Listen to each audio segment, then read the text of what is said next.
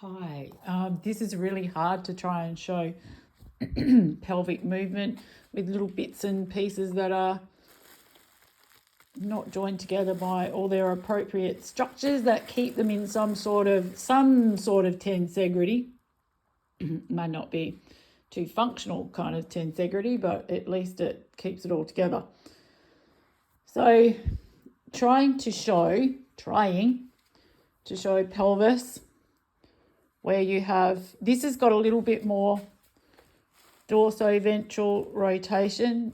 So you'll see that or a posterior tilt in the pelvis, whereas a anterior pelvis will be a little bit more where your tubercocces, see the movement in there? They point more down and forward. And they correlate with more of a pelvis that's in extension all the time, rather than flexion. My poor old my sacrum's sort of bouncing around there.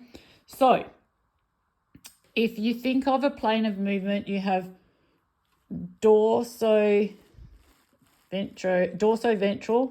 because of your lumbosacral joints here. Dorsoventral, and this guy should stay with that. So this is the hard part. I'm just going to shove him in there and see if that works. And you have ventrodorsal. So if I say that the pelvis is extended, means that there's more of movement like this, and he's missing this and this, this and this, this and this. So that's one plane, and if it only moved like that, then it would be going longer, just going along like this. So there's other planes of movement also. You have transversal.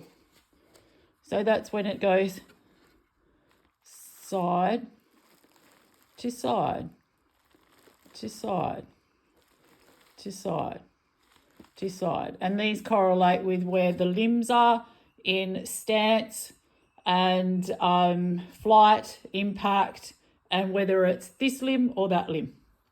So at the moment, this guy is showing a little bit of fixed transversal rotation to the right. So he likes to load his right hind a lot more. And if he had a front leg, you'd probably find that the front forelimb on the right was his preferred loader as well. So far we have dorsoventral and transversal. And then you also have lateral, hang on, I've got to stop this, lateral bend, where this guy's supposed to be staying there. He's moving. Actually, I might be able to just do that with my seat. So lateral bend in the lumbar area. So remember, every time we're moving, we've got this and this and this. And then so the right limb's forward and down, which should correlate with what's happening in your thoracic area. And then as the left hind is ready to come into the swing phase and gathered all its energy, hopefully, the pelvis is rotating, ready to come down this side for impact and some transversal rotation and a little bit of lateral bend. And this guy will go higher, a little bit more back, and then the dorsoventral rotation will be more like this. So you have this kind of motion that has a few different planes. It's not just one plane of motion. A lot of horses that you see could be a standardbred where it's just doing this, and often with the pelvis in extension or an anterior, and it's just doing this, douche, douche, douche, douche, douche, douche. And then we wonder why that they can't canter because they're missing a plane of movement. So often with all the bone stuff that's going on, we get stuck in the pathology like this guy's got at the moment. That's serious pathology. So rather than thinking, oh my God, I can see this, what if my horse has that? What if my horse has that? What can my horse do and what are the possibilities? What are the patterns that are keeping him in the functional movement that you're seeing? The patterns that of this dysfunctional movement is what causes your arthritis. And remember your tensegrity in your body, you have your tension and your compression. So rather than everything being in some sort of tensegral suspended animation that is more even to allow movement, you have something that is more fixed and is only allowing a certain amount of movement. Now, we all want to go and release things, and so to think that we have better function, yet we go out and do the same old as what we're doing without retraining new patterns. And of course, we can't do that if we're doing it in real time, because real time will literally bring back the same patterns, and just doing an extra circle here or an extra circle there won't help. So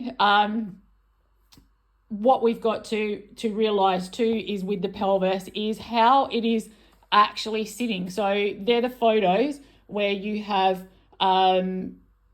tubercocces might be even, tuber ischii might be even, but these guys might not be even. So you're like going, okay, possibility that there may have been an old injury, so there could be some restrictions. That could be why the horse is moving like that. But instead of just getting stuck in there, now if it's sore and it hurts, it's probably still trying to heal, or it's being aggravated or things like that. People often talk about sacroiliac strain, and that's again on that other video where you have the forces coming up from the hind limb. So if this guy here is way extended out, so remember by this time he's trying, so the pelvis, and this guy here is trying to be on impact. So you have this torsion that's coming through forces through this guy here of a limb that's way too far back, trying to stay down, while this one is trying, especially if he's on impact still, and this one's trying to come forward to be on impact. And remember, he needs the orientation to come down transversally, as well as his little bit of lateral bend, not huge lateral bend. And he also needs the dorsoventral rotation, this part.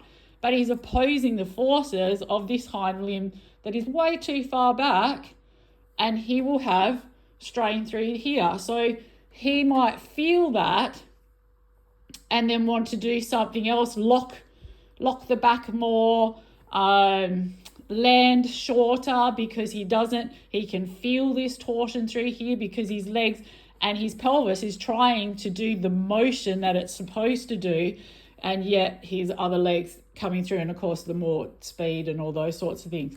So what I'm just trying to help people understand is the forces that are generated, and yes, bone pathology, yes, you have old injuries and things like that, but you're trying to see what your horse is able to do, and does that match your agendas for this point in time.